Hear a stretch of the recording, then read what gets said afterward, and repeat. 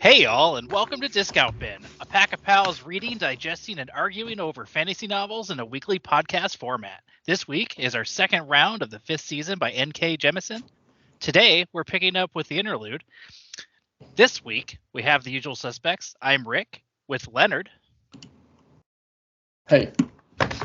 With Lexi. And Daniel. Hello. Daniel, would you like to kick us off on our quick interlude review? Yeah, absolutely. So I didn't really write a chapter summary for the interlude because it's a page and a half. I mean, I guess I did, but it's 2 sentences. So the narrator talks about how no one talks of islands or other continents. And that's kind of weird because at the beginning of the book, they did talk about how everything is one continent. And they end the interlude talking about how no one realizes what's missing from the sky. Which, anyone have any theories on? I feel like there's a really obvious one, but maybe somebody didn't pick up on it. I don't know. I feel like with the way the world is described, people are too busy trying to survive and make their lives work to look up. You know, they're always worried about the next danger around the corner. There's not much room to let your mind wander, I guess. The obelisk blew up the moon, man. Yeah. All gone. In the space station. Yeah, it seemed to me like they were hinting very specifically that the moon is missing from the sky, and because they talk about the stars and the sun and Never the moon. Yeah. And so yeah, it could be maybe the obelisks try to pull it down or something. Maybe the Stone Wardens are moon men. Why not? Don't give me that look. So many theories about that. Is that an official prediction? What? Is that an official prediction? Yeah, I think so. Is that Daniel's prediction? What was that look? Me? No. Yeah. I mean, prediction will be different based on which chapter you're currently in. It's I'm true. pretty sure. It is going to change literally constantly. We're only in the first book too, so yeah, a lot of things have happened in a short time. Yeah, we're definitely not getting all the answers in this book. Or we are, and then everything's going to shift. Yeah. So I just noted it's interesting that they mention the people don't talk about islands because they believe them to be too dangerous, and they don't travel on the sea much because it's dangerous with tsunamis and whatever else comes from billion earthquakes a year, and all of that kind of comes up later in our last chapter. So just noting that for the future. I assume nobody has any deep insights into this page and a half interlude. We can just move on. I didn't know it was a page and a half. This 4-minute chapter of listening, whatever it was. Even that. Oh yeah. So short. Yeah, I don't really remember much about the interlude because it seems a bit disconnected from like the story, and I just really wanted to get to the next chapter. Yeah, that's fair. So let's get to the next chapter. Chapter 9. Cyanite and Alabaster reach the city of Alea, where they are assigned to clear the coral blocking the harbor. They meet with Asael, who is a deputy governor. She's rude to them, and Alabaster returns the favor, demanding to speak with the actual governor. After some back and forth, Alabaster and Cyanite leave, saying they'll be staying at an inn and sending the bill to Asael. At the inn, they order food. Cyanite tells Alabaster he needs to eat more, which is something he often forgets to do. Cyanite gives him some of her food, and he eats it all. Later, after they fall asleep, Cyanite wakes up. She can feel Alabaster's erogenity. He's paralyzed and choking on his own saliva. She turns him so he can breathe, but doesn't know how to help him. She looks out the window and sees an obelisk flying directly over them. Alabaster takes over, and she feels her consciousness flying up to the obelisk, and then they are inside Alabaster's blood, and they are removing the poison that's afflicting him. Cyanite returns to her body and sees Alabaster vomiting up the poison. He's gotten rid of the poison, but is exhausted and falling asleep. He mutters, "They are the gods in chains, the tamers of the wild earth, themselves to be bridled and muzzled." Okay, so real hard chapter to talk about without spoilers of the following chapter. Yeah. I feel like it. Although I do really like Alabaster being a Karen. It's great. Oh, with the governor. Yeah, just being snooty, being snoot in return. Like, I love the interaction with the deputy. I forgot her actual title. She was like 3 tiers down from the governor or something. She's a deputy, like one of 12. Deputy governor. Yeah. One of 12 of them, I think. So our protagonists finally get to their destination. They receive kind of the regular bigotry we've become accustomed to in this world. And actually, this question was kind of already answered by you. I was going to say, what do you think of this interaction? Let's go to Leonard. I think this chapter is more a setup for other chapters. The chapter on its own doesn't really have a lot, except describing just, the kind of treatment that they get no matter where they go. And the whole poisoning of Alabaster is more an event set up for another chapter to be discussed later. Like, it's really hard to talk about this chapter without talking about what's going to happen next. I think there's like some pretty interesting stuff in this chapter with the fact that they reach up to the obelisk, use its power, and then somehow they're like using their orogeny on blood and poison. Like, it's really focusing it, like last week's prediction. Just saying. Yeah, but like even that is like, it seems like their power works with like a few things, right? Like heat and cold and earth. And we haven't seen it work with things like blood and poison before. Like they're not just like general telekinetics that can just warp whatever. It's been very specific what they can warp. True. But if they're like rocking minerals and moisture, then blood. Theoretically, they could literally touch anything. Yeah. If it's. It was explained earlier, right? Didn't the Guardian, Shafa, said that their power source is kinetic transference?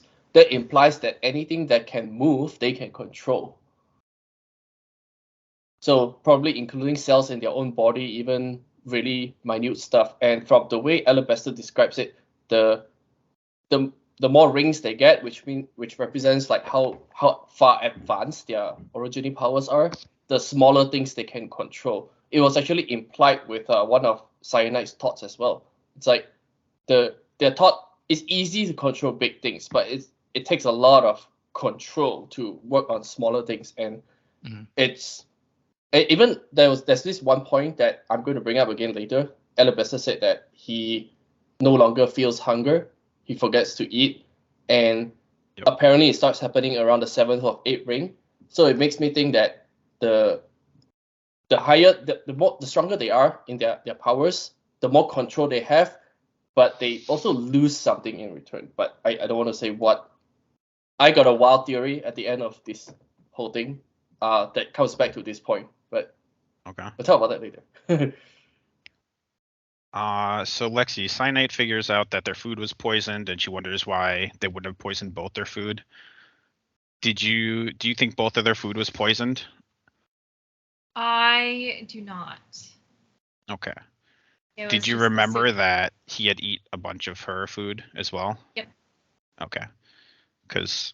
But she didn't have any of his food either. Yeah. I just thought it was. Well, did she say that it's inside his seafood soup thing?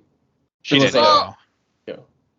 So essentially, okay, and this is another thing that I wanted to talk about. I'll just bring it up here. Is again with the author choosing to bring things from our reality into this reality, including botulism, and it was just a very interesting choice because that's usually with vegetables, right, and canned foods, and they're on this coastal city, right, where everything is fresh. So I thought it was an interesting choice of could be poison, could have been an accident. We can talk about that more later. But again, just another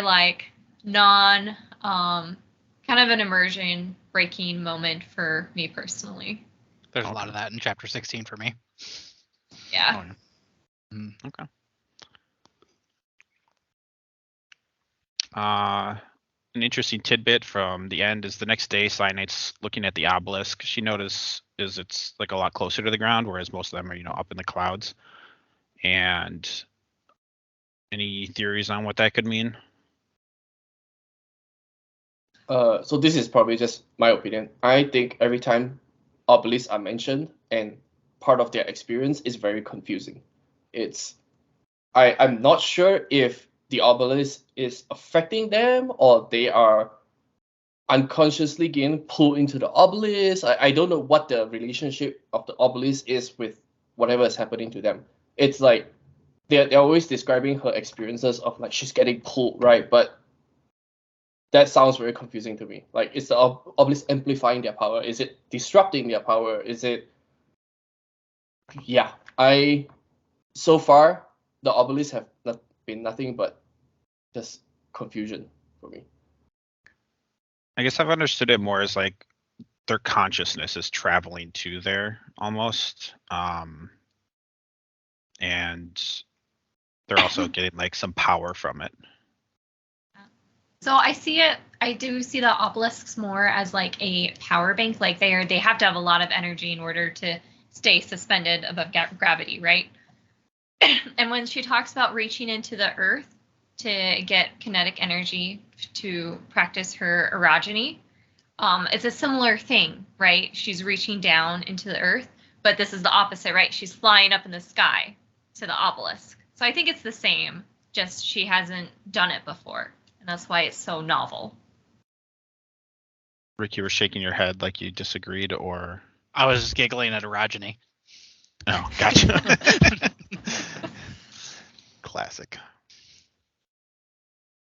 I don't know. Like, I think it's just weird to speculate on it now still. Besides for that, there is use of it, but at this point in the story.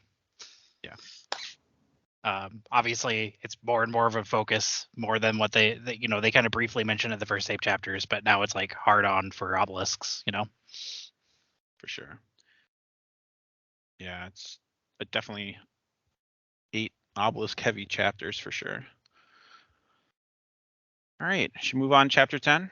I had one more thing. So yeah. At the end of this chapter, we have Alabaster muttering something like more like a recitation that you also mentioned. Yep. And like I am just so excited for the possibilities of like other orogeny of origins. I forget what you call them. All I can think is raga, which I know is like the derogatory term. Sure, orogeny. But like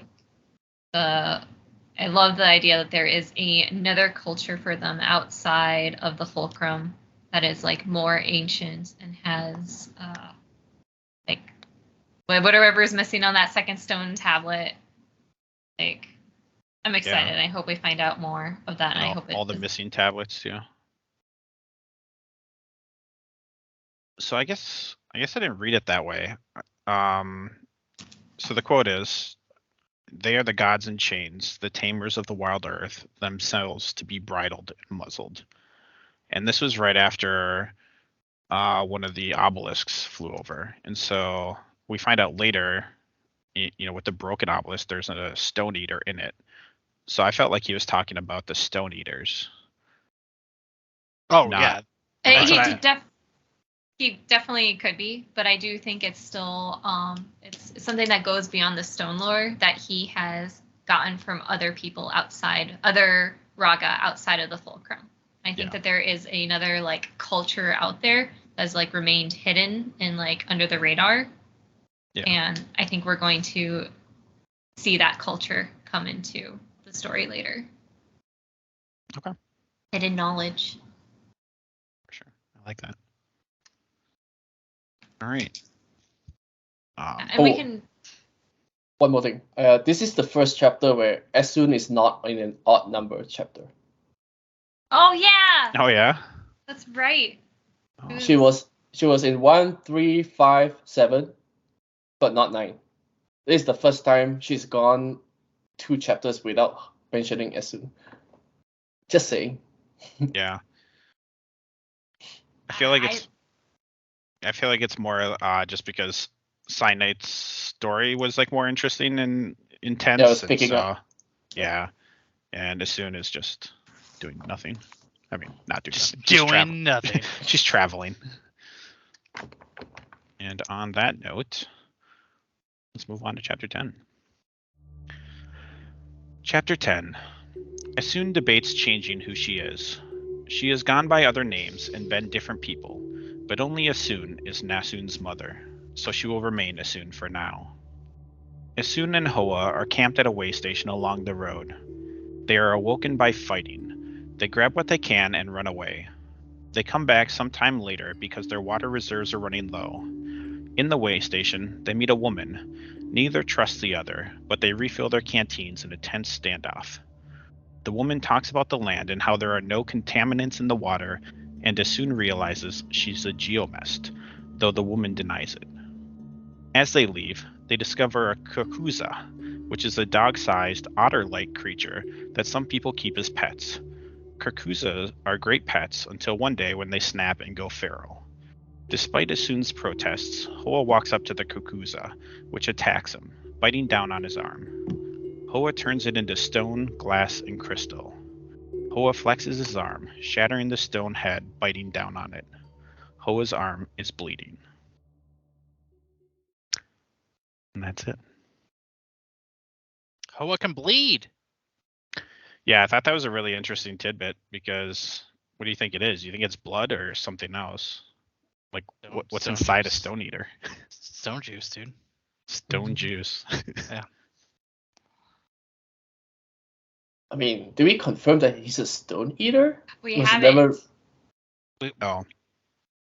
I mean, he just turned a dog into a stone. So but he didn't eat him. Maybe he's a 20 ring origin. It's true. You never know. Yeah. I mean, they did specify that 10's the highest, but you might be right. 10 is highest by the Fulcrum standards. Yeah, exactly. But not by Stone Eater standards. Uh-huh. Yeah. Gods among chains. So at the beginning of this chapter, oh, go ahead. Oh, go ahead. You're starting something good. I'm sure. No. I won't be so sure of that. At the beginning of the chapter, as soon she's talking about how changing who she is and mentions that she's done it before, and I feel like this all but confirms Lexi's theory. I think it's the opposite. I think there's no way that these are the same people now. Yeah. Yeah. She was clearly oh wait, that'd be spoilers. I can't talk about that character yet. Okay, continue. It strengthens Lexi's theory, but later on there's another point that also implies that. What's it that? doesn't confirm it, but it does. Well, not in this chapter. In the later Okay. chapters, there will be another point that further validates Lexi's theory, but indirectly. Okay. I'll mention it later. Gotcha. This chapter ends with the quote from Tablet 1 on survival is the title of that tablet. It says, "Beware ground on loose rock, beware hail strangers, beware sudden silence." Any insights into what this means? I feel like it has to be some, connected to what Hoa just did, because that's like the only thing that happens in this chapter. There's some lore. They mentioned like the Kurkuzas are really cheap pets. Explain why they are really cheap pets, Yeah.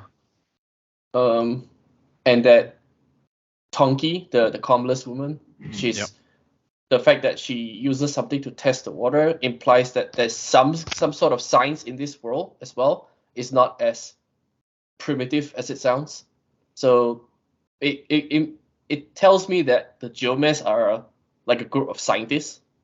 They use actual methods and scientific methods to determine outcomes of things. Yeah. Study So geology, probably.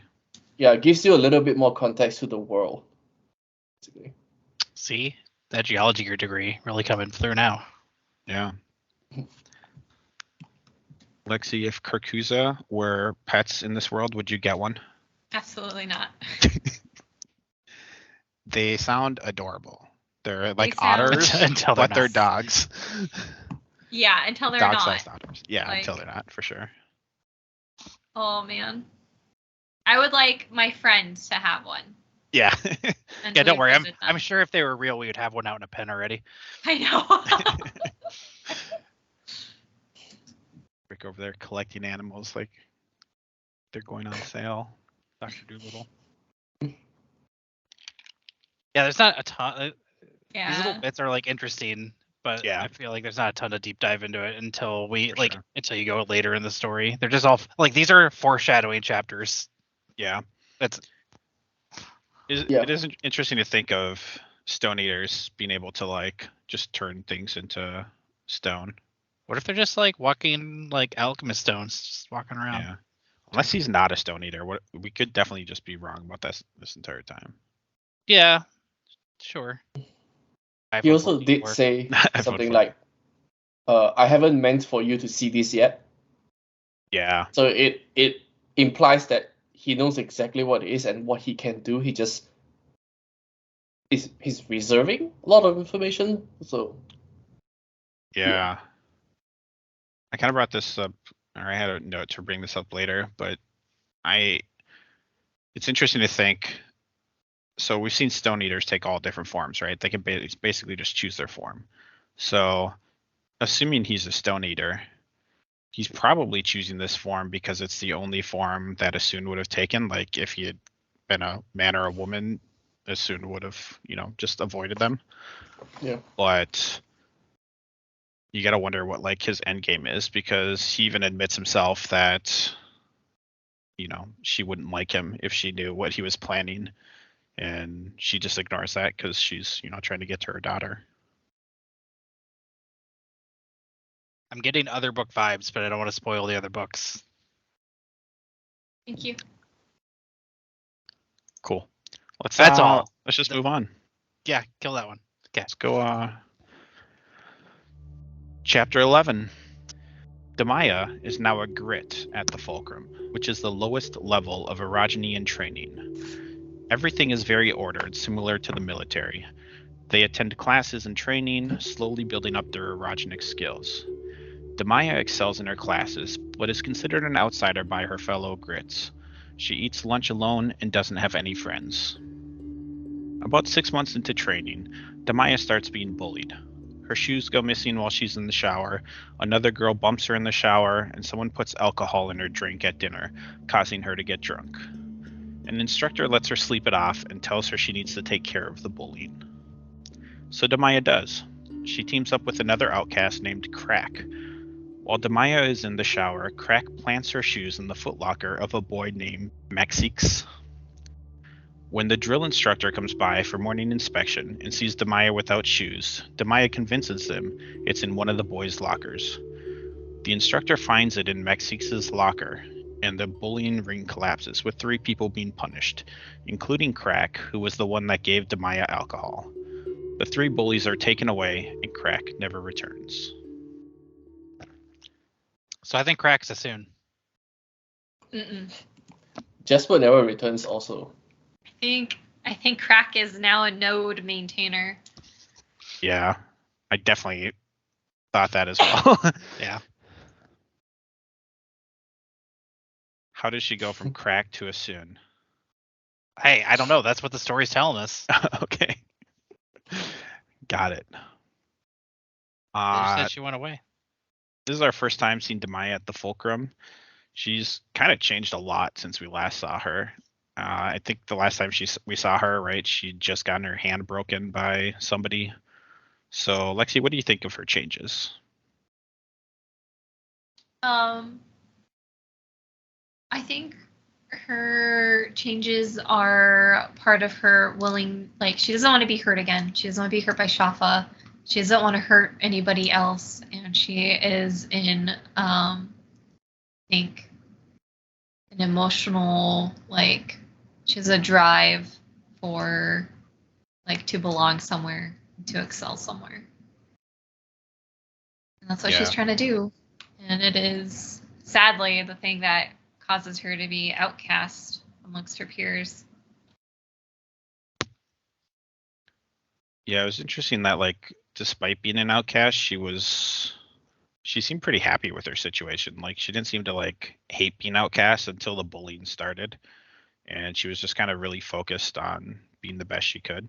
And there was a moment where she was talking about, she was looking at, some ringed erogenes and missing out on basically the control, and she was like pretty determined to develop that level of control. I think it's in this chapter too that she mentions like another new grit coming in with like a leather brace on their hands, and it's just like burning hatred for Shafa, because who else is gonna do that? Like that's his like go-to move to like make these small children submissive to him. How else are you gonna test to make sure they won't blow up the world at the first time they accidentally trip, huh? Well, I don't know.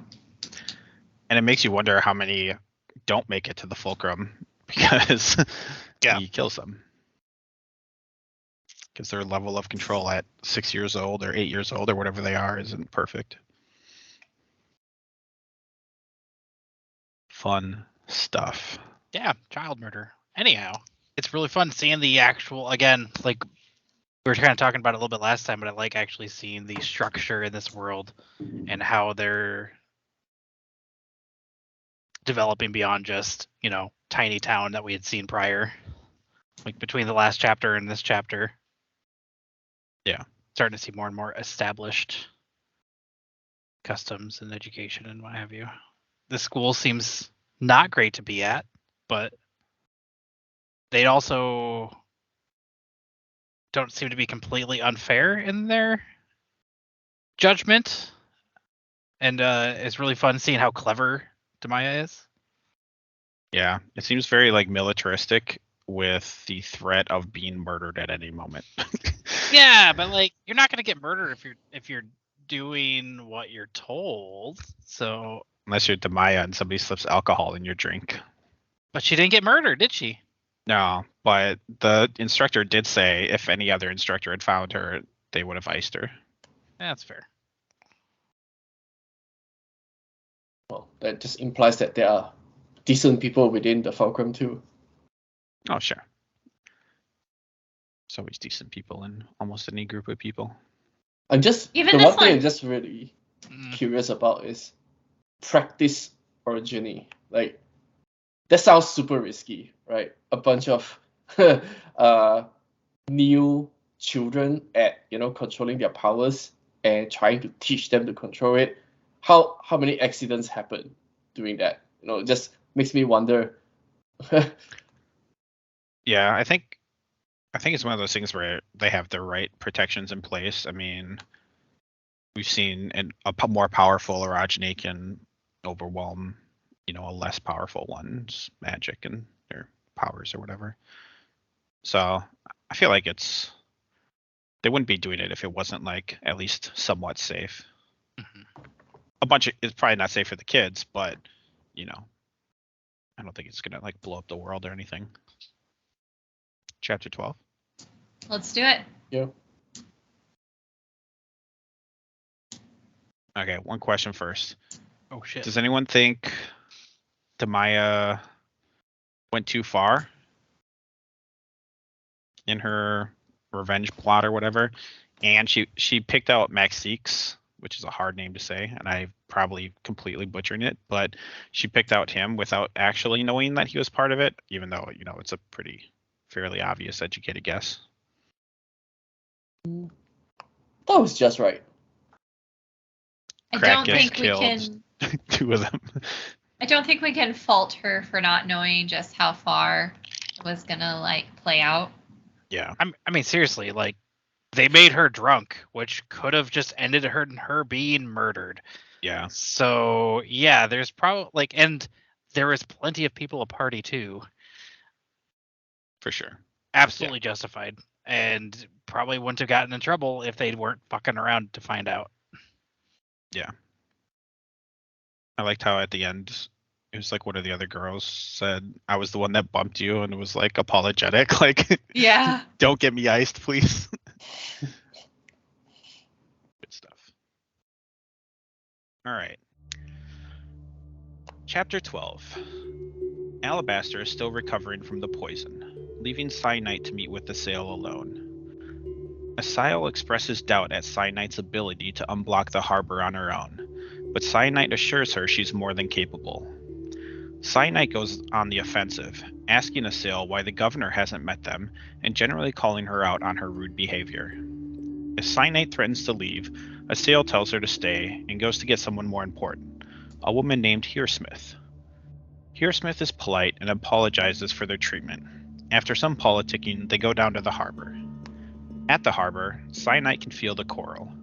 What she can't feel is what's underneath the coral. She explains to the politicians that they should investigate before doing anything, because this is something she's never felt before. She gives them a number of warnings, and they tell her to go ahead and clear it. As she reaches out to the unknown blockage, she is being fed power. She uses it to lift the blockage. It was an obelisk lying in the harbor, and now it's rising into the air on its own. The obelisk is damaged, large cracks running down it. At the center of the cracks is a stone eater. Eyes wide, mouth open as if screaming. The stone eater is dead. Dun, dun, dun. You know, I really was like, I knew it was gonna be an obelisk, but I wanted it to be some just fucking giant whale creature or something that was gonna start fucking shit up in the town. Yeah, Some, Leviathan. some kaiju, fucking Godzilla comes out, and we find out this is That's what I was thinking actually. yeah, like I like, and honestly, I'm kind of disappointed it was an obelisk because of that, because like it's all about the obelisks now. I want some other threat coming in, like you know, this fifth season created this giant monster out. Yeah, I mean the book. Sorry, I mean throughout the chapters they keep mentioning that there are a lot of monsters in the water. You know, it feels like it's set up for like, oh, we're going to see a monster at last, but oh no, it's just an obelisk. It's a piece of rock. You know? So that was actually a little anti-hype, but it is a spicy chapter.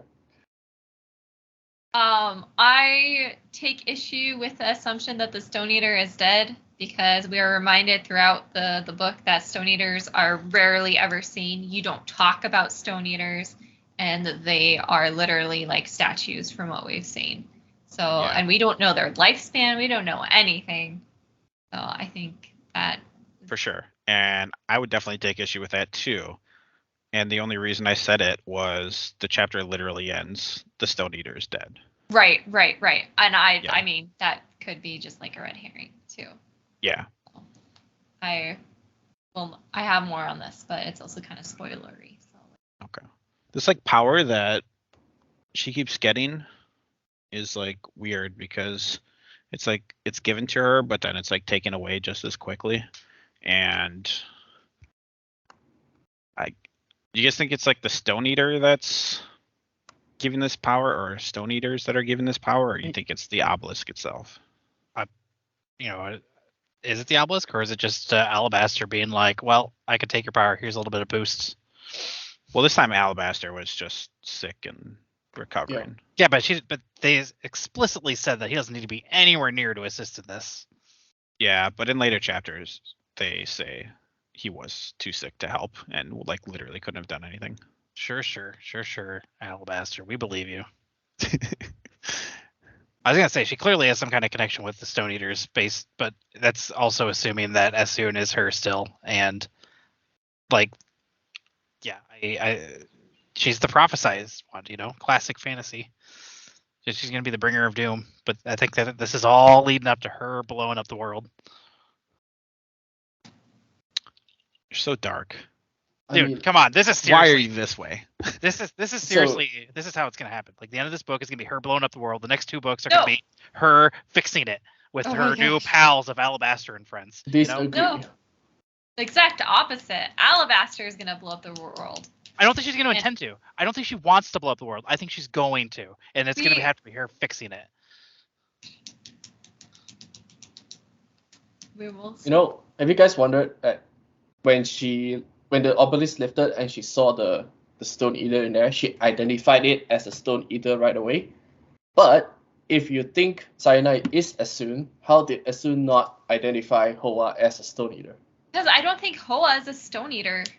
Yeah, this is why I want to say that I'm not sure he's a Stone Eater yet. I'm pretty sure he's not. But like it's like a baby Stone Eater. Like you look at like a baby chicken, it doesn't necessarily look like it's gonna come out as a fucking giant thing, you know? I'll give you that. I also think like Stone Eaters can take like very obvious forms too. I mean, they're shapeshifters. They can literally take whatever form they want, it seems like. And so like he could have just been a very obvious Stone Eater, whereas Ho is not. I don't like the interactions with the obelisk every time it's brought up because they sound very confusing. Like in this one, I know you interpreted it as like the obelisk gave her power somehow, but I saw it more like she triggered something. Attempting to move the obelisk triggered some sort of control mechanism within the obelisk to lift itself to the exact position, because if she could really control the obelisk, she can move it wherever she wants, but she couldn't. It's just, I think what she tried to do triggered some sort of, programming within the obelisk. It seemed like it gave her power until it didn't want to. So like gave her power as long as she was doing what it wanted to, because she did like start lifting it with that power. But then once she tried to like move it off to the side, it was like, nah, I'm good, bro. And then it lifted itself up. Yeah, I do like Leonard's interpretation of it, like being like triggered. Yeah. Because the way that it's described, how she loses all control and like all that power just vanishes, and it is very similar to how it's described when Alabaster and her were conjoined with their powers. It's very similar to that too. It's a new superpower. You don't know how to work it right away. This is day one. This is minute one. For sure.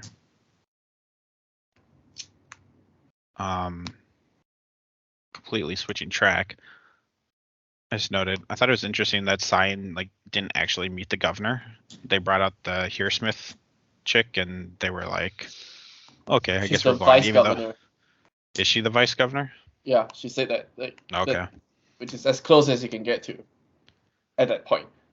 She Yeah, did it's just- apologize and say that the governor is really busy, but she is the vice governor. It just all could have been like a scam, right? Yeah, Like- Cyanide literally said, she could just as easily be a janitor, right? Mm-hmm. Yeah. Yeah. Which again, another real world like equivalent. I'm sure there's janitors there, but Yeah, some immersion breaking there with that particular choice of word. You guys should read the book. I don't get these immersion breaks at all. probably because we're hearing it out loud. Like it's like a Horcrux is coming out of the obelisk with these Stone Eaters, and that guy's a janitor. Like, Yeah. and your occasional fucks, Oh yeah, Actually, the not fucks. occasional, the frequent fucks. Yeah. And okay, never mind. They're really harping on Go. it. No, I was actually think it was from chapter 8, but her describing the sleeping bag as iced. Because it was like covered in semen. Oh, I don't remember. I don't remember that either. That was really What? gross for me. So I'll find it. That's I'll share hilarious. it. No, it's okay. Don't include this. Don't save this. Why not? Oh no, that's gonna be the highlight. That's right a good- before the that's right an before the intro. interesting- The semen bag I- covered with the semen. I thought it was because The semen. Alabaster attempted to quell that big shake, right? And the result of that power was that the atmosphere around them got iced a little bit, including the sleeping bag. Yeah, that's what And I I- assumed I- it was too. Actually, Yeah. Actually, I did. I don't know how Lexi saw that interpretation. Like, what the hell? Well, she That's said, hilarious. They she did just like have literally finished the having previous paragraph. She was talking about how sticky the sleeping bag is, that is hilarious though. and then she says the icing in the sleeping bag. Okay, just never mind. Okay, some more. Wow. Yeah. This is fun. All right. So anyway. Should we move on? Chapter 13? Mhm. Chapter 13. The Geomest woman is named Tonki. She is traveling with Hisun and Hoa. They go to her home, which is a cave filled with contraptions, and spend the night there.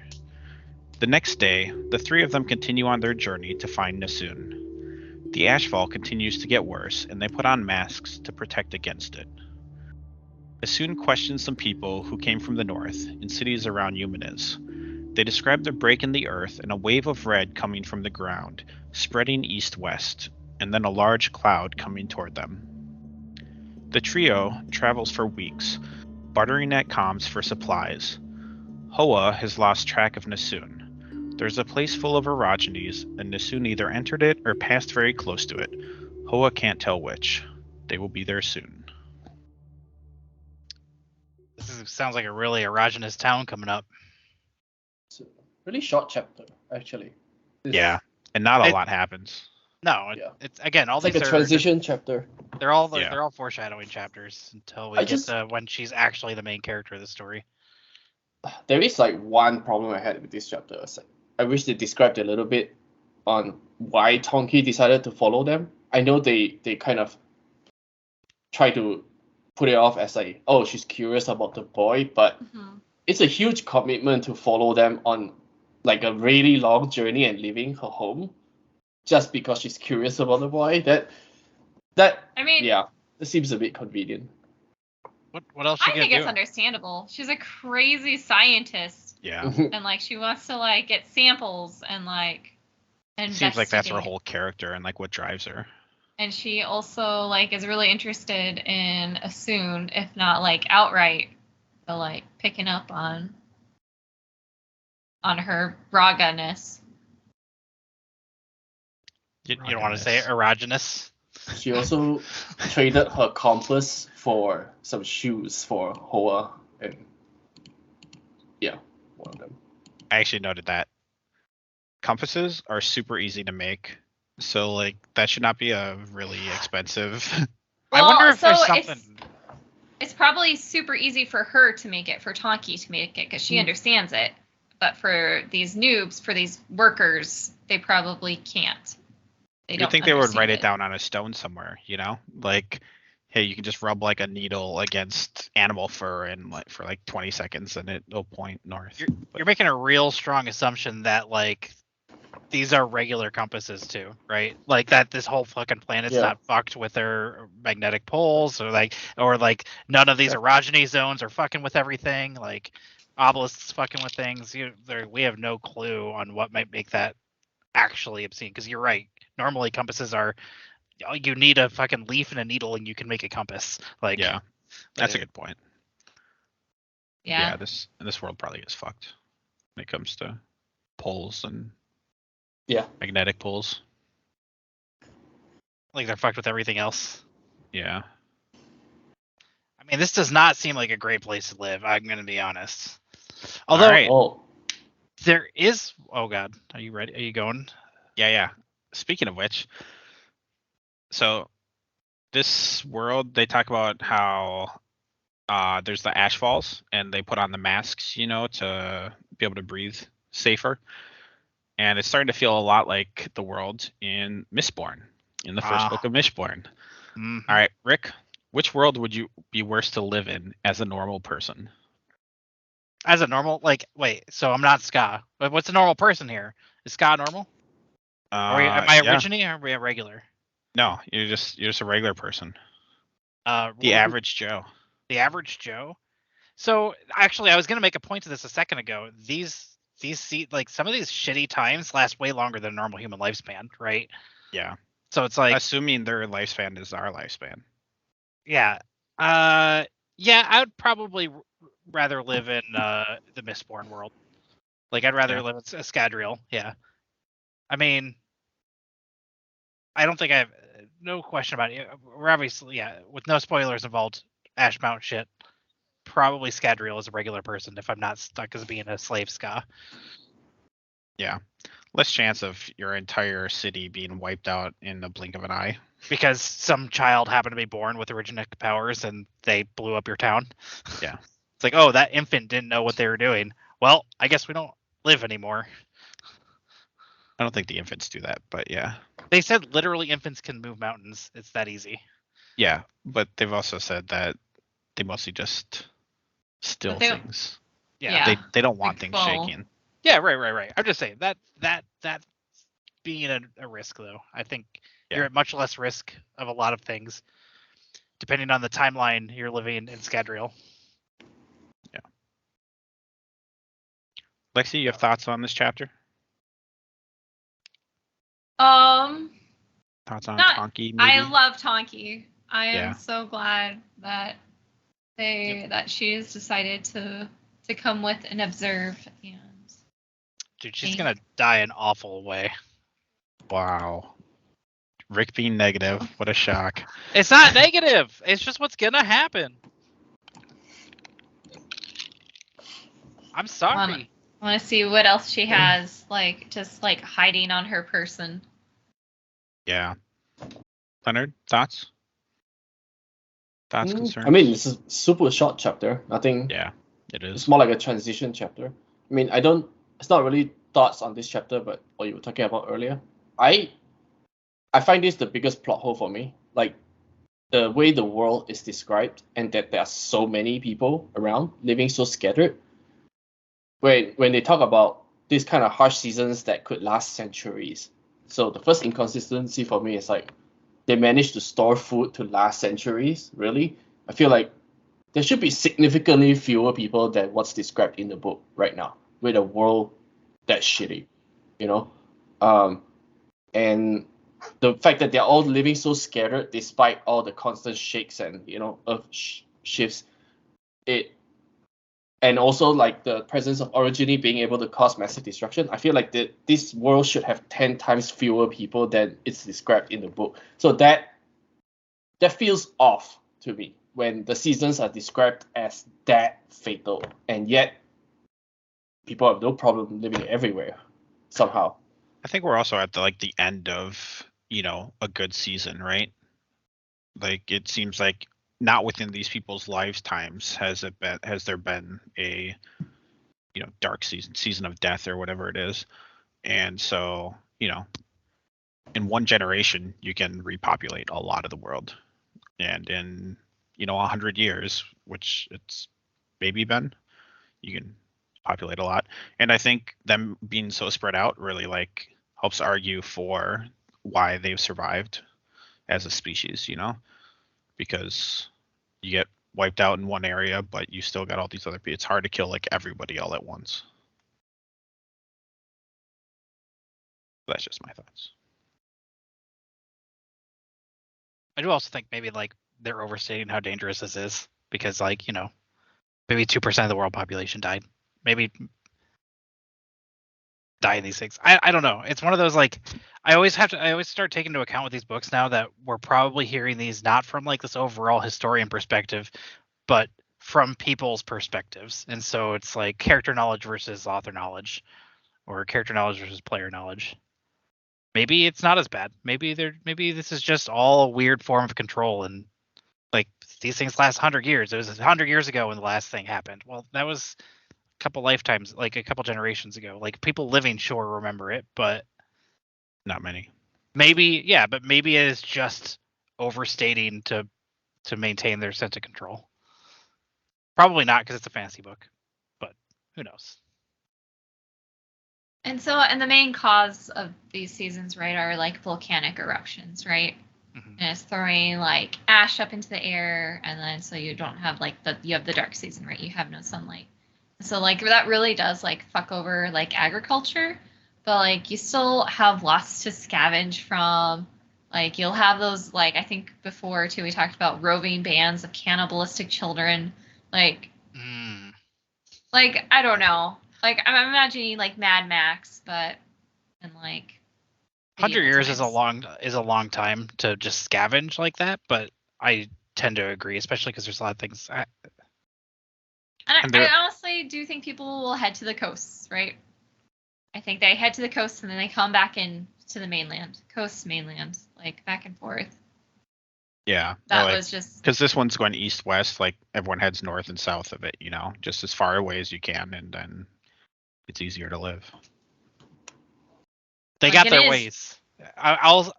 It's fantasy. There's certain things you're gonna have to suspend disbelief for too. This is probably one of them. Yeah, and we're also in the days after it or the months after it, so it's not like things have gone completely to shit. We had a lot of discussion for a page and a half chapter. I don't know how long that one was, Daniel. You'll have to correct me. This one was really long, actually. Well, I think it was pretty long. Not a lot happened, so I felt like the chapter was trying to give a lot of insight into like how the world is changing. You see like them bartering for things, and like, in one place a boot is worth, or a pair of boots is worth a lot, another place it's worth nothing, and it's kind of like dependent on what comm you're going to. They also specifically mentioned that at a certain place they were trading, they weren't interested in currency anymore. They were interested in bartering for some essential supplies. So it implies that some of the comms are kind of preparing for. Yeah. Oh yeah, they were trading for tools. They were interested in tools instead of currency. That was the. Yeah, and there was like, what was it? It was a couple chapters ago when Asun was like, "I'm just gonna spend all my money because it's gonna be worthless soon," and like, she knew about that before a lot of the comms around her that she was traveling through knew. All right, should we move on? Anyone got anything else? Fun world. Really love to be there. I can hook you up. Can you? No. Chapter 14. Cyanite and Alabaster are back at the hotel in the aftermath of raising an obelisk. They've been ordered to stay where they are. Alabaster has told Cyanite not to mention anything about her connection with the obelisk, even in the privacy of their room. She should pretend it raised itself on its own. The two of them go for a walk, heading down to the harbor. The obelisk floats above the harbor, emitting low, barely perceptible pulses. It's slanted, as if it could not keep itself straight.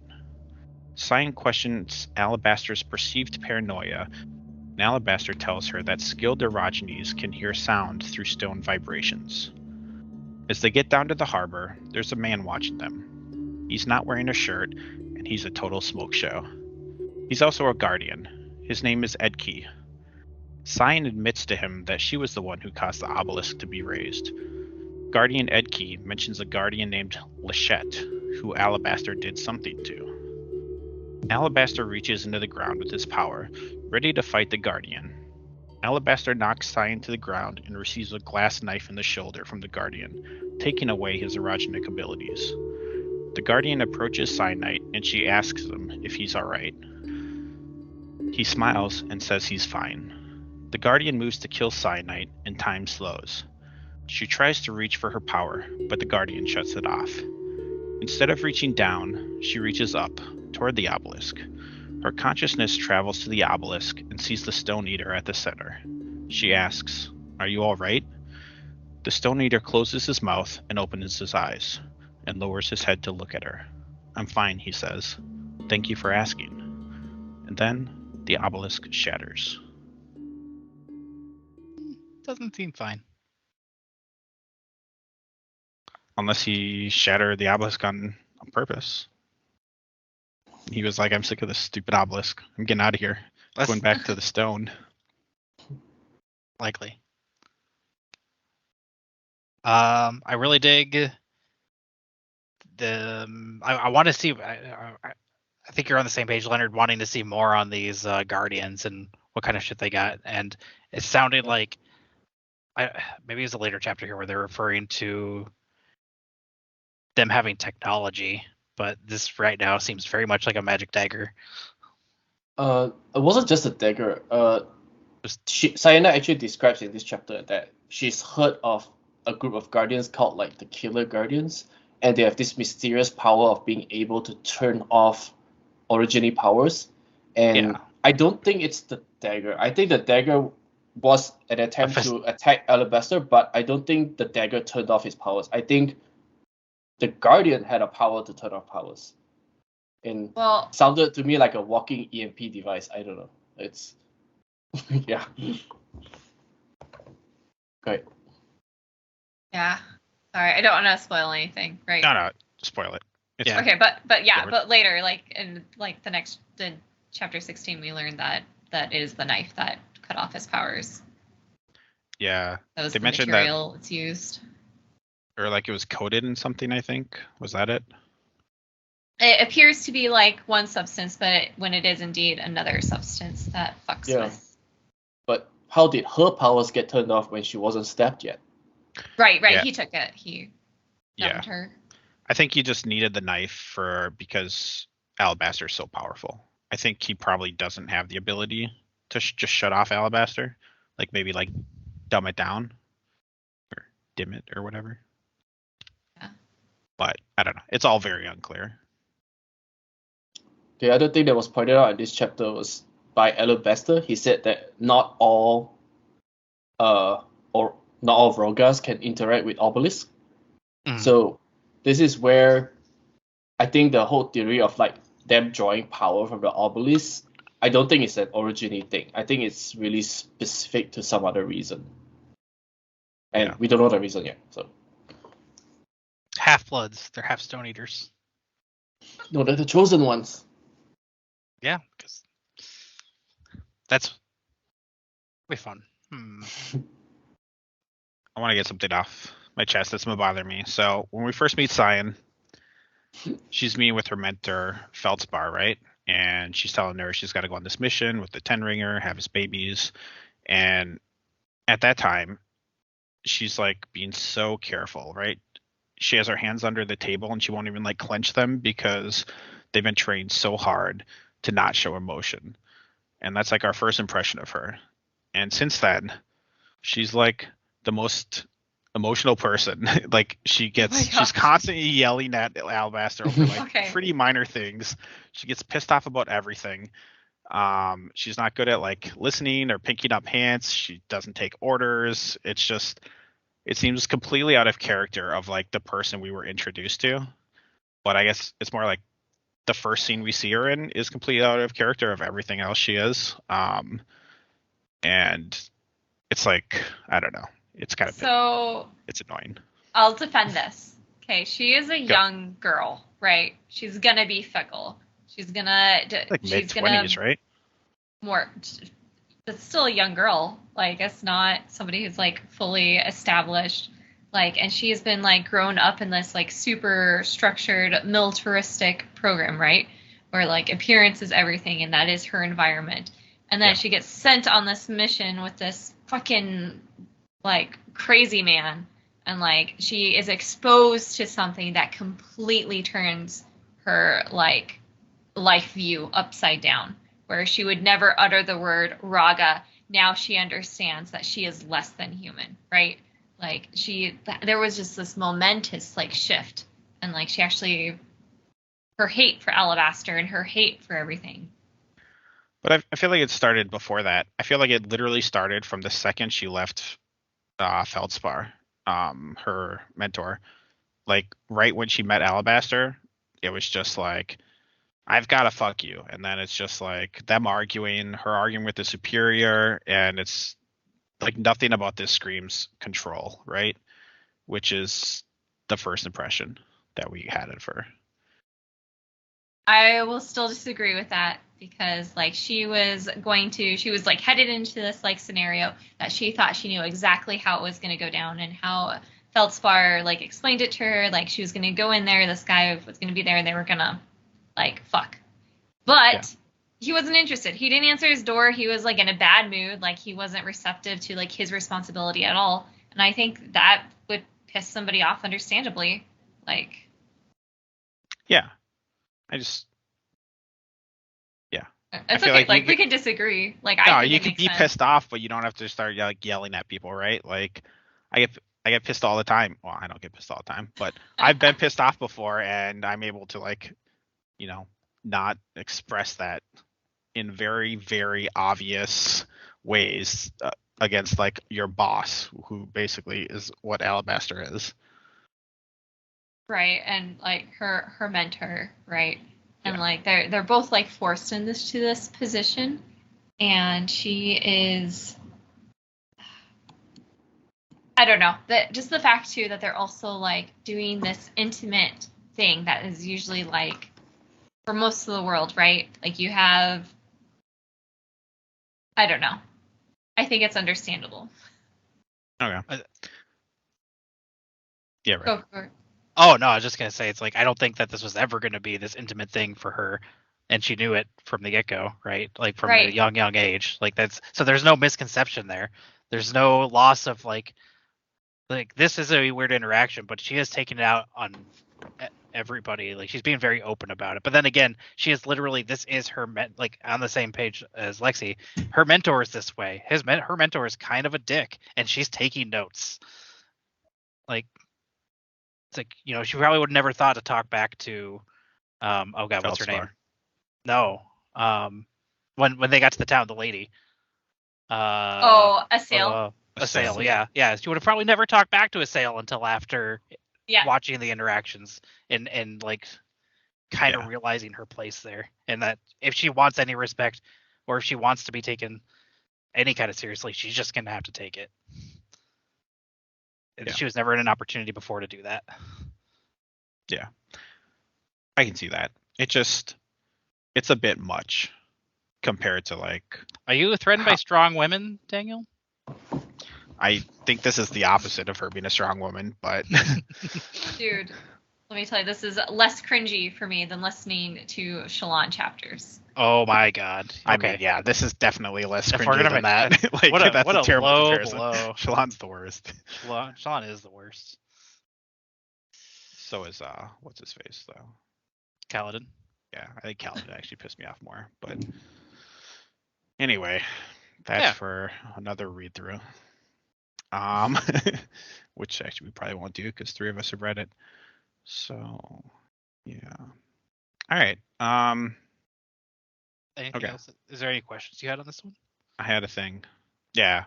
The first one was we see that the Guardians can shut off Science's power, and they have a knife that shuts off Alabaster's power, or maybe a combination of both.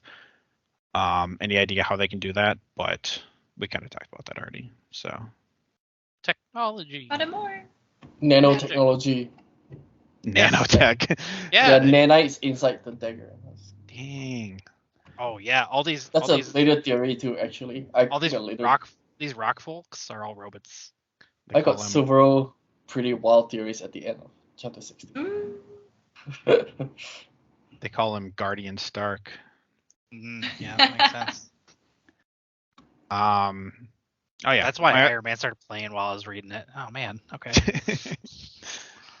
My only other note was, so Science seemed really confident at the end of chapter 12 that the Stone Eater was dead, and it seemed like she had like almost intimate knowledge from the obelisk itself. But then it talks to her. So you think she was wrong, or did it come back to life, or was it some other Stone Eater?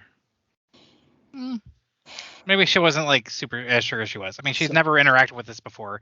As far as she knew, no one else has interacted with this before.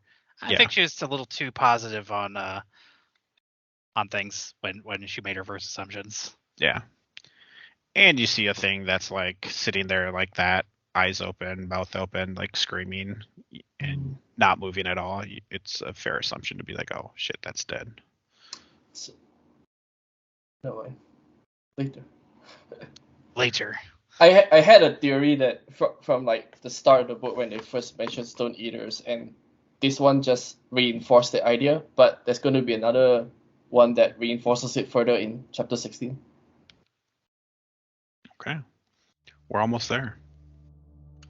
Chapter 15. Esun, Hoa, and Tonki reach the place with all the Erogenes. It's a mostly empty town of buildings that don't match. There are no fields for growing food, no pastures for raising animals, and no visible food stores. In the middle of the town, they find 2 women. The leader is Ika. With them is another Stone Eater who bares her teeth at Hoa. Hoa reacts in kind. Ika gets them to back down. Esun asks her if they've seen a father and daughter come through here, and Ika says no. Esun comes close to breaking down, but Ika does something with her erogenic abilities that pulls her out. Ika invites them to stay under the condition that they follow her rules. Hoa only agrees after Ika threatens to tell Esun what his plan is. I thought it was interesting that the 2 Stone Eaters in this chapter don't get along, implying they're not like a unified force. Lexi, what do you think? He's not a Stone Eater. But he reacted the exact same way, and they said... Yeah, they both like bare their teeth. too. Very But they both look so physically different. Yeah, but they're shapeshifters. Yeah. Do you think their Stone Eater bleeds? No, how dare you make me bleed my own blood? I think Hobo was about to try to find out. Hey, boss, we don't know that that's hostile. Maybe that's friendly. Maybe that's their custom. Maybe they're smiling. We dude. definitely know it was hostile. They made that pretty clear. What do you think a Stone Eater fight would look like? Oh my god, we don't even know what they turn each other into stone. Flash Like, we freeze! don't know don't shit. know enough to Yeah. Judo really chop. speculate. Yeah, I know. That's why it's. I think fun it to would speculate. involve lots of biting. Yeah, with those sharp ass teeth. Yeah. I think they just turn each other to stone, and like they can't really fight each other. They're like, stay away. We don't want to Yeah. have this fight. This is just a poor gambit. Yeah. Any theories on what the purpose of this town is, or like how they got all these people, A all lot. these erogenic people here? Oh, this I mean, is just The first notable thing, right, is that Yika introduced herself as Yika Origin. Like, this is the first time It was Esun Raga. has ever heard someone introduce themselves as Origin, as the calm name, right? And she also specifically says that they have 22 origins in this town, and that they're trying something new. So we don't know what that is yet, but Yeah. There's another really important thing in this chapter.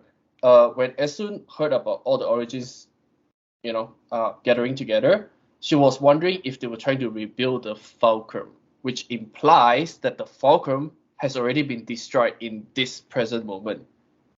So this puts Esun's timeline ahead of Cyanide's, and this is why I think it reinforces Lexi's theory that, Cyanide and Esun are the same person. Like, this little tidbit here, this was like a flashback kind of thing. It wasn't something someone said, but I thought it was important too. That was already confirmed, though. I mean, that was already confirmed. That as soon as living after, the prologue of this entire book, where the guy who's probably Alabaster destroys Eumenes and, destroys the fulcrum with it.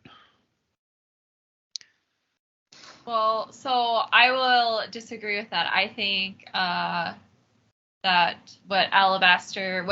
who I think is Alabaster, the king and his Stone Eater at the end of the book, are literally the beginning, or like the thing that happens in the north is what he is doing, the thing that causes the season. And so I think the fulcrum falls due to other things. I'm confused. Can you say that again? Yeah, so we have Demaya, we have Cyanide, and then in Cyanide's chapters, I think we are going to see the fall of the fulcrum. And then we have the prologue where Alabaster and Stone Eater set off that thing in the north, and then I think immediately afterwards is where Uche dies. Okay. I think for the timeline. So the fulcrum is like by Eumenes. And so Right. when the person in the prologue destroys Eumenes, the fulcrum is destroyed with it. I think the fulcrum's already destroyed before that point. Okay. That's reason what why? I'm saying. That's because that's just how it makes sense in my head. Okay. All right. I think Alabaster is not just destroying the fulcrum. I think Alabaster is destroying the world, and that is his intention. And the fulcrum is already destroyed at this point. Has been destroyed for years. Yeah. Okay. Counter opinion. Yeah. I think he's just trying to destroy Eumenes, like the Emperor, all his flunkies, or I guess the people that actually run the empire, and he's just trying to take down this empire who he views as evil. I mean, it's pretty obviously evil, but and that'll take down, all the node maintainers and the fulcrum and the guardians, and like assuming the guardians train somewhere close by. I feel like that's his goal, but Just a different prediction, I guess. Yeah. I wish I had the physical book so I could read the prologue sentence that makes me think that he wants to destroy the human species. I like this Originy Town. Orogeny Town. What do you like about it? I like the fact that it seems like it's a collaboration of everyone's like home cities. They brought everything together. It's like we want a taste of home, Yeah. so it's going to be like it just kind of shows a giant multicultural get together of superpowered people who are all going to destroy the world. I saw it more like you know how they talked about how they feel like the next coming season is going to last centuries, if not thousands of years.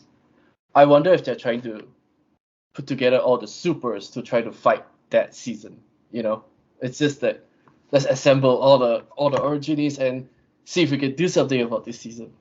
That was kind of how I saw it, partly. So my guess for where this is, I'm guessing they're like the town is actually underground because, well, first of all, they don't see anyone above ground, but also Orogenies can like move Earth. It seems like it would be super easy to build like an underground cavern. Hardly an inconvenience. Yeah, super easy, barely an inconvenience. Anybody have any theories about like what the purpose of the town is? I'm interested. Yeah, I think I just said it. Oh, did you? Yeah, I mean, barely listening. I mean, they are expecting a rough season coming ahead, right? That's going to last a long time, and she did imply that they're trying something new, right? And throughout the story, Cyanide has mentioned that she's never known Origines to work together, but Alabaster has proven that it's possible to kind of like combine their powers. What if these people are trying to put that theory to use? Like, what if they had accumulated all the Origins and together they can influence something, you know, do something about the coming season? Never know. Any thoughts on what they could do? Well, pull all the ash back, bring it down, turn back from time, the sky. Turn back time. I don't want this to go time travel. I really don't want this to be time travel. I really don't either. I hate time travel so much. Let's you know, it's all erogenous stuff. Like, yeah, just stop the ash mounds from exploding. Maybe they'll move the whole planet. I don't know. They'll break a giant piece of land up and levitate it. You know, maybe the town is in the skies. Plug the volcano with all the obelisks. They're just gonna plug them all up. I mean, it's really hard to tell, right? Right now, it's just like they're gathering Origins for a reason, and I assume they have a plan for how to use their power somehow. What if it's just someone gathering them all up in one place so they can just kind of murder them all at once? This is just like a really friendly, like the sidekick is a guardian. Yeah. Yeah. You never get the sidekick's name at all. She's just there and blonde. It's like the only description. We gotta have like friendly guardians pop up too, though, right? We gotta have like actually good guy guardians. Yeah, no. And like, no, they're just all bad. They're all bad. Yes. They're all, yep. That doesn't sound like a bias or anything. They're basically Nazis. That's what I'm saying. This whole thing is a concentration camp. I mean, I feel like Alabaster's kids have to come into play as guardians at some point, right? Yeah. Yeah, but it's not like Alabaster himself is raising them, right? They're going to be brainwashed and. Oh, sure. Yeah, I'm just saying they're going to come into play. They're going to be a part of like the end of the world thing, where they're gathering them all, like all the good kids. All the good kids. They're gonna definitely that. All right. Murder chapter 16. Sure. Final chapter. Yay! The one we all want to talk about. It's the final chapter. All right. Chapter 16. Cyanide and Alabaster wake up on an island 100 miles off the eastern coast. With them is the Stone Eater, who tells Cyan that she brought them here. She brought them to the island to keep Alabaster safe. Both Cyan and Alabaster react to this news with anger. The Stone Eater points to the continent, where the city of Alia is now a red glowing haze of fire. There's a village on the island, which Cyan and Alabaster make their way to. Their erogenic abilities are still on the fritz, although Alabaster says they will return in a few days. As they make their way down the cliff to the village, Alabaster tells Cyan about the Stone Eater. He has named her Antimony, and he doesn't understand why the Stone Eaters do what they do. Alabaster talks about factions in the Guardians. Some may want to keep knowledge of the obelisk's secret, which is why they tried to kill Cyanite. He theorizes that the same Guardian was responsible for poisoning him. No one knows who controls the Guardians, whether it be the Emperor, the leadership families in Yumenes, or the Guardians themselves. Guardians are created through a surgical procedure done to the children of Erogenes who have special Cessipine. They implant something into their brain. This allows them to cut off erogenic powers, and if they touch an Erogeny, they can turn their power inward, breaking up their own body. They arrive at the village, and Alabaster speaks their language. They learn that the island people had been here for 10 seasons or longer, raiding nearby coastal cities for food and supplies. They've survived longer than most cities on the continent, so long that they don't remember when they first came to the island. One way they've survived is by embracing their Erogenes and putting them in charge. Erogeny Town. This is what you wanted, Lexi. They're all in charge. You fucking happy? They are, and they have been around for 10 plus seasons. They have beautiful architecture, and they're pirates. How fun is that? Have you thought that maybe they're the cause of these seasons, Lexi? No, Maybe we know they aren't. Yeah, that doesn't seem likely. maybe this like they're keeping everyone else down and they're just going to steal all their shit. I This, bet they no, live that a doesn't long seem time. likely at all. This is like exactly what we were talking about last episode, where we're talking about befriend the Erogenes. Don't, make them into slaves that are going to resent you. And if they're your friends and your neighbors and your family, then they're going to, do a good job of protecting Leonard. Yeah, Leonard. I'm just kidding. I mean, have you not been reading the description of the orogenic powers? Like, one slip up causes a lot of deaths. I've been and- reading Can the cause a lot of deaths. Yeah, I've been it reading can. the descriptions But- of slave erogenic powers. Now we're The thing reading is, in a free town like erogenic this, powers. where the orogeny people don't actually receive any training, it Who says- feels like just an Whoa. emotional outburst could kill someone. No, right? they're Whoa! still- That's a huge assumption that they don't receive any training. I bet they receive rigorous training. Yeah, like they probably. Why would they not have schools and stuff? They've lasted 10 seasons. Like that, they definitely have some sort Does of it training. actually say they last 10 seasons? Yep. Because I Yeah. probably missed that. They're older than the Sanzed Empire. Or they've been there Oh. longer than the Sanzed Empire. Like they definitely got something good going on. And if nothing else, they probably have enough other ones to counter everybody else doing whatever they're gonna Right. do. Like once you have And- enough there, it's like self. Yeah. Or maybe they are And protected it- by a stone eater. Ooh, maybe they're all just Maybe. guardians and surprise or in secret. No. Lexi's not having any of that. Good guy guardians. Yeah. We do find out like guardians are basically orogeny though. Just saying. Kind Well, of. they're children of Erogeny.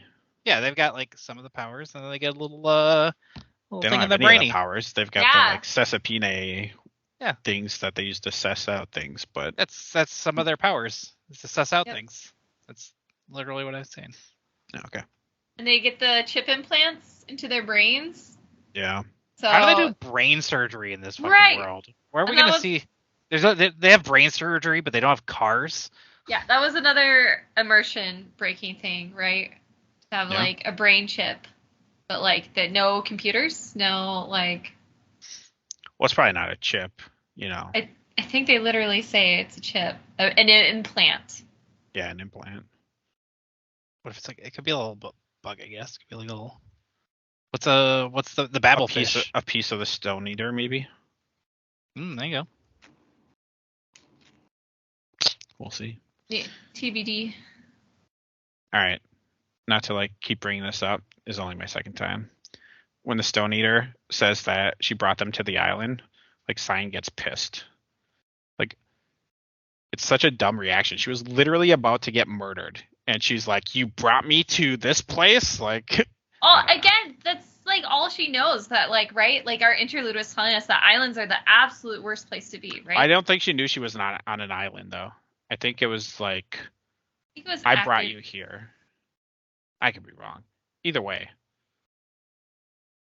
I'd rather be on an island than literally being murdered. No. I think the way that they describe being on an island is you're as good as dead. The Only long idiots go to I'd rather islands. be as good as dead than literally dead. Do you know that though? Yes. Have you ever been dead? I've not. Okay then, maybe it's better. I'll let you know after I am. Thanks, buddy. Send him a text. Yeah. Yeah, please. So we see that Alabaster speaks the language that, these island people also speak, and they're old AF. You think he's from an island like this? I mean, he has to be, right? Or he's been there before. And I think that's why he's so powerful. He's half knows Stone the Eater. Stone Eater, so. But like, this is the language that he like relapses into when he's like angry and when he's like cursing. So it makes it like that. That would be like your original language, probably. Right. Probably, yeah. Right. So he's probably like from here and like learned this language first before he learned, whatever language the rest of them are speaking. Clearly, just straight up English. Yeah, definitely. How do you think he got from island person to 10 ringer? Sent as an inside person? I think the fact that he's a 10 ringer is directly related to him being from one of these island nations where the Raga are in charge. I think he was out pirating and got caught as a kid. Yeah. Like, got brought into the Fulcrum. How long's the Fulcrum been around? Do we know? Like 2 seasons? 1 season? I think more than that. I think they've talked about it's really impressive. I think it's like 5 seasons or something. Yeah. Stolen from his home. Yeah. Maybe. Well, Probably not from the island, but yeah. They say 5 seasons for Humines, but they also say Fulcrum is as old as Humines, so I assume it's 5 seasons. Yeah.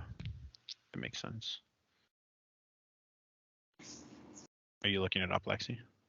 Just seeing if they had it in the appendix that comes with the audiobook.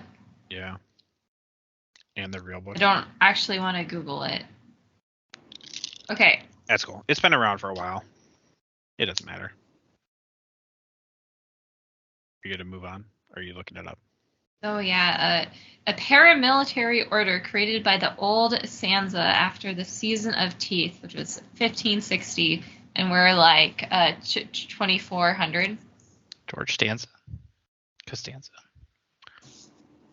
So we're 900 years later? Sounds like it. Yeah. I'm really curious how many seasons that is. It's from the way they talk about seasons, they sound like they vary. They can last decades or they last centuries. And in the appendix, there's like 4 different seasons and their lengths. So I don't think they have a fixed duration. Yeah. There was 4 seasons: the breathless season, boiling season, acid season, and choking season. Okay. Nice. Yeah, so four seasons, and the island's been around at least 10, and that's just as long as their history goes back. So they're doing something right. Probably not enslaving Erogenes, but yeah. That doesn't seem right to you? And yeah, and their orogeny infants and toddlers are not blowing other people up, are not causing, like, because there's other orogeny to like help. It's not. Unless that's how Alabaster got caught up in the Fulcrum, is because they send their kids off until they get old enough to know they're not going to blow everybody up. No. Just saying. You're wrong. Oh, okay. What's it like to be just dead wrong, Rick? Oh, it's great. Good. Because when it turns out this is all true, it's gonna be great. It's gonna be fantastic. Well, that's never gonna happen. They're all Say gonna it turn out enough to be times it guardians. becomes true, right? That's true. Modern Politics 101. I like it. All right, so the chapter ends with this quote. The Stone Eater is folly made flesh. Learn the lesson of its creation and beware its gifts. Anybody have any idea what that is? Stone Eater is folly made flesh. Learn the lesson of its creation and beware its gifts. It implies that they were created, not born. And beware its gifts mean anytime they help you, like they're helping Alabaster, like they're probably gonna fuck you over too. This is the chapter where I had like two theories of what they are. Okay. Yeah, hit us with it. I think my first one is I think they are cyborgs or machines created in a civilization before them.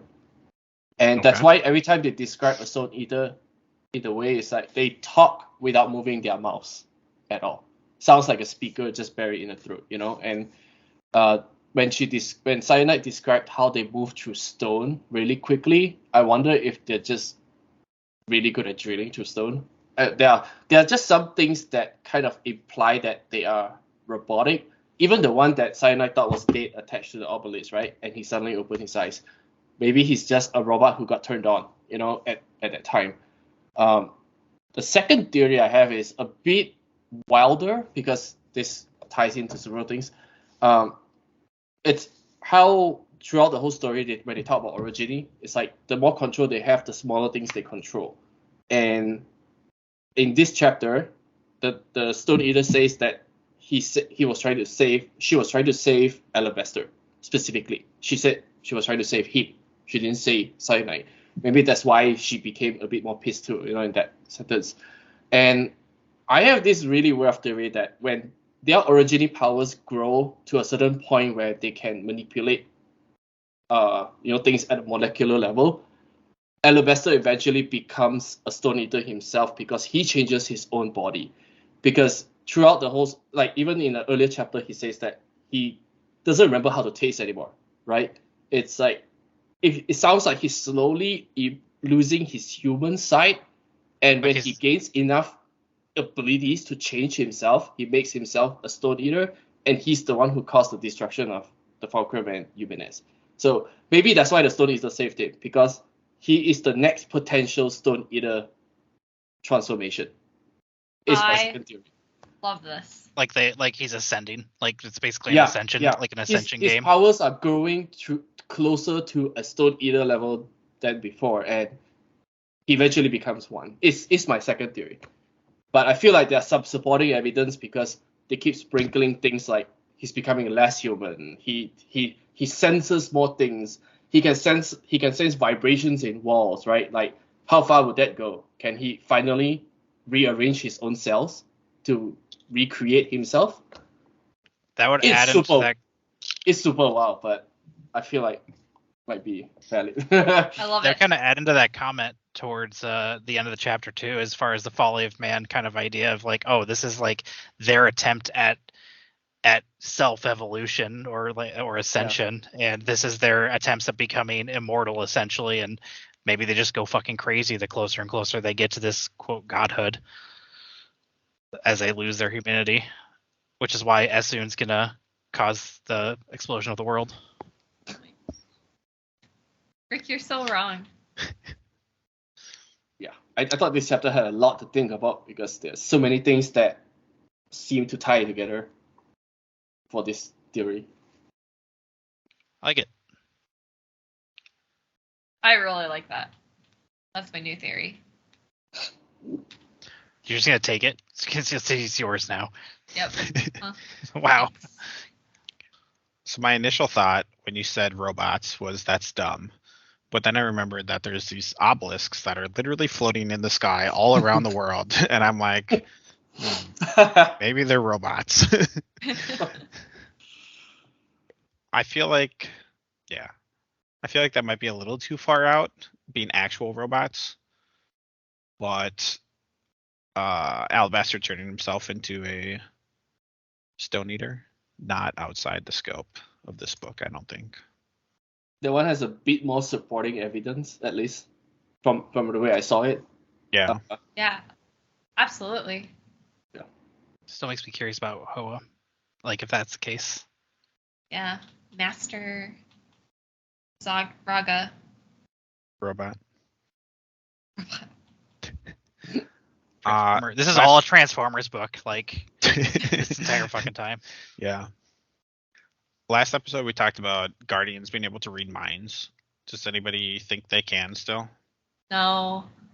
Why not? Certain sect, they got the brain chip. Oh, maybe.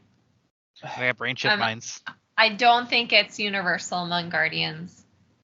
I feel like their brain chip is like a walking EMP device, you know? Yeah. That shuts off certain things. Yeah, I think there was some pretty strong evidence that at least this Guardian couldn't, right? Because he didn't know that it was this or Cyanite that had been the one to raise the thing until she literally said it out loud, which was incredibly not smart. Really smart. But man. Cool. There was I didn't notice this until I was rereading this afternoon and writing these chapter summaries, but in chapter 14, right before the Guardian is he's like running at Cyanite, about to stab her, and she asks him, "Are you okay?" Or she says, "Are you all right?" And he like smiles at her and says, "I'm fine." And then when she's up in the obelisk, she sees the Stone Eater and she's like, "Are you all right?" She thinks, "Are you all right?" And he looks at her and smiles and says, "I'm fine." And I thought that was like there's like probably some significance in there, but I don't know what it is. Yeah, I don't get it. I didn't get it either. I did notice that it was like a similar interaction with both. But yeah. And it's like it was a weird thing to say to the Guardian. Like I get saying it to the Stone Eater because, you know, he looks like he's in terrible pain, but the Guardian's literally there to murder you. So I'll let you finish. Oh, it seemed like a weird thing to say at the time. I think it makes perfect sense. Yeah. Yeah. So like Guardians, like I think she does have like a deep resentment for Guardians, but she also like works with Guardians, right, every day. And they are like effectively like, I don't want to say her master, but like, so she's honest with them. And that's why she tells them, no, it was me that moved the obelisk, right? Yeah. It wasn't just like, it was kind of like pride, right? That she wanted to like brag about it, but it was also like she wanted to be honest. And then I think she asked like, "Are you okay?" Because that's what she's been like trained to do. I don't think there's really any evidence that she like works with Guardians all the time. Demaya was brought in by one, but that seemed to be like the end of their relationship, basically. Well, so we learned that when anyone like below like the lower ringers, when they go out, they have to go out with a guardian, and each Rajni has their own guardian. That's true. Actually, that's a good point. Shafa also said earlier that there are 6 under my care, including you. So. Yeah. Okay. Yeah. Good point. Alabaster was able to ditch his guardian somehow. Yeah, they did make like off references to his guardian and how he knows what he did to her. Right. And is that the first time we've heard about a female guardian? I think so. Yeah, but only the third guardian we've had mentioned too, so true. Small sample size. True. Just worth noting. Yeah. I was gonna say, I think that the Guardian thing is still kind of further into that like evolution or that transcendence concept too, because they're augmenting humans with some chip in their head. What if that chip is just a piece of these like Stone Eaters or something along the lines of that, or for like stones from these obelisks or some obelisks they've taken down in research? They shove them in there and just it seems to work fantasy style instead of robot style. Fantasy style. I don't know. I'd be curious. Yeah. There's significantly less. There's only like 5 hours left of this book. Yeah. So a lot of things have to happen in short order. Is the last chapter 23? I think so. There might be an epilogue. Let me look. Nope. 23, and that's it. Oh, Yeah. do you guys think that Asun is gonna find Nasun by the end of the book? Oh yeah, that seems to be like the driving story of this book. I think it has to end with that, otherwise, because we're not going to get all the other answers that we're looking for of like what's going to happen with this world. So I Yeah. feel like we're going to wrap up that one storyline and then a bunch of cliffhangers everywhere else. Oh, actually, remember last time? Was it you, Daniel? You said you think that the father killed the son and wanted to kill the daughter too, or something? Was that you? I'm the only one who said the father didn't kill the son. Oh, okay. Because Yeah, I think this, if they really find Nasun here, it reinforces my theory back then that he was trying to save the daughter by bringing her to the place with all the origins. That's at least how I saw it. But only if they find Jija and Nasun here. I don't know if they will or not.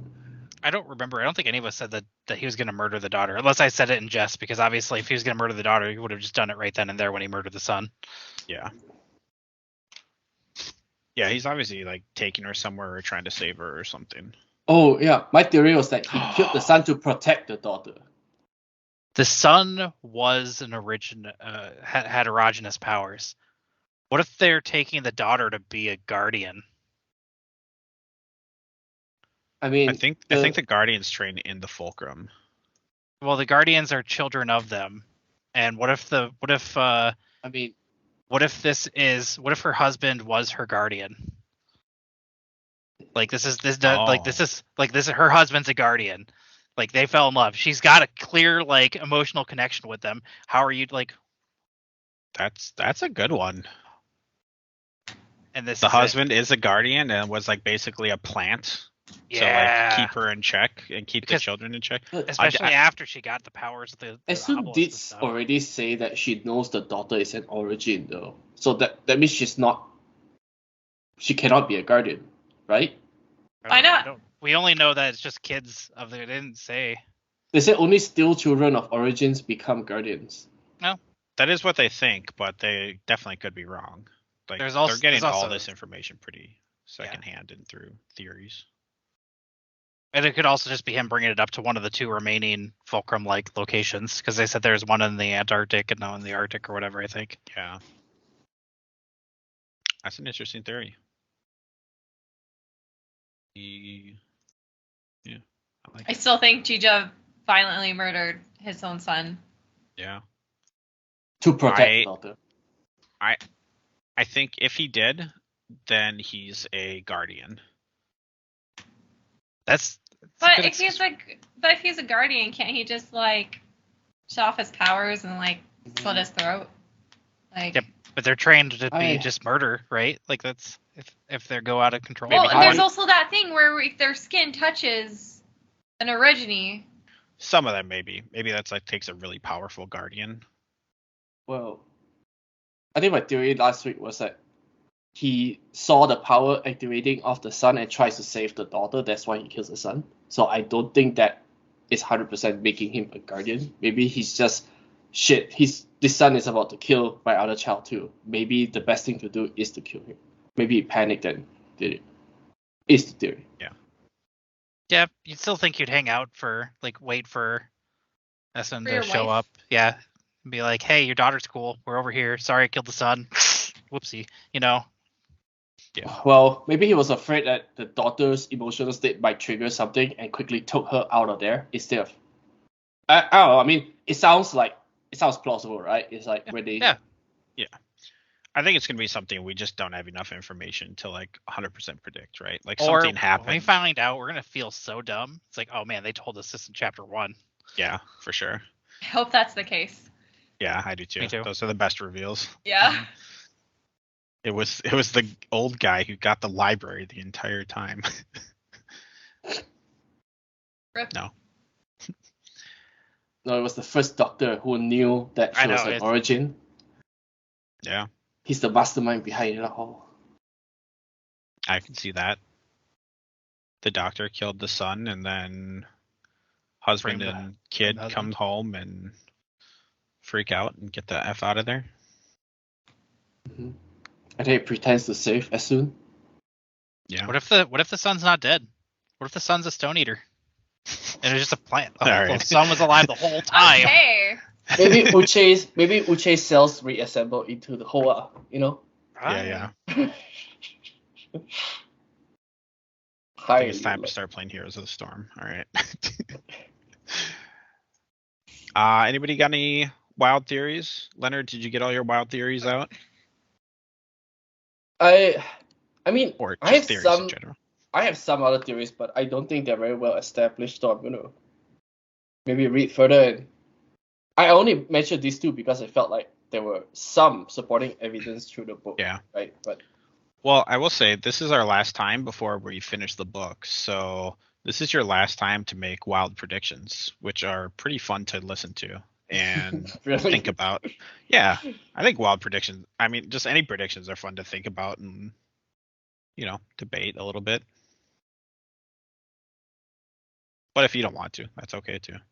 they're not very. Yeah. No. They're not strong enough for me to feel like they are good enough to bring up. What if they're right and next week you're just kicking yourself for not bringing them up? I knew it the whole time. No, too late. Did you? Yeah. Leonard's gonna start doing like solo blogs real quick for like over the next week, like marking down all these, so he can be like, "No, I recorded this a week ago."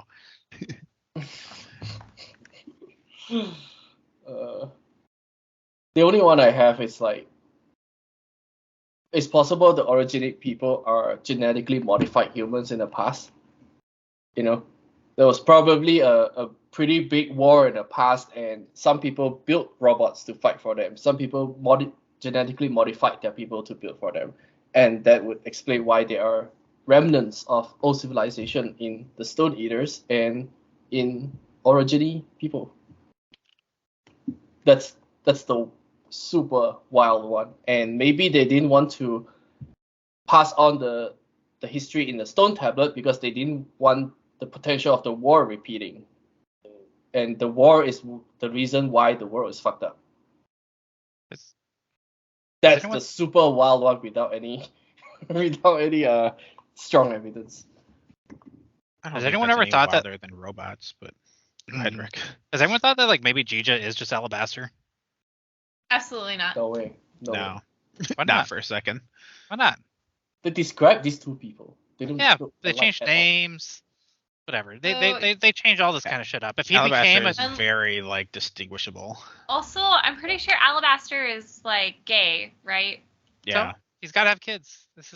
I mean, I know, but he wouldn't. He doesn't have to go get married. do you think he's gay or do you think he's asexual? No, I think he's gay. Yeah. Although he could be, bi. He or could be whatever. bi, I Yeah. guess, but But he definitely had a boyfriend before. yeah. I also like leaning on Leonard's theory. I do think like he doesn't have a need for a romantic relationship or for like a family, like because he's becoming less human. Yeah. Gigi's definitely not Alabaster. Also, You Alabaster said wild hinted- theories, Daniel. Yeah. Not dumb theories.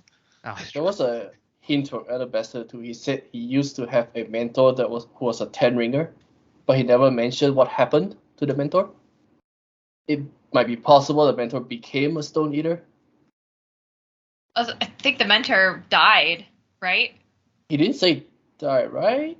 That was Did the he? one that the Guardian got his hands on, and the His skin skin contact, to and he skin. turned his Oh. inside on himself. which is a really neat concept, by the way. Yeah. Like you just start breaking your own flesh and bones. Yeah, like Implode. Yeah. Disintegrate.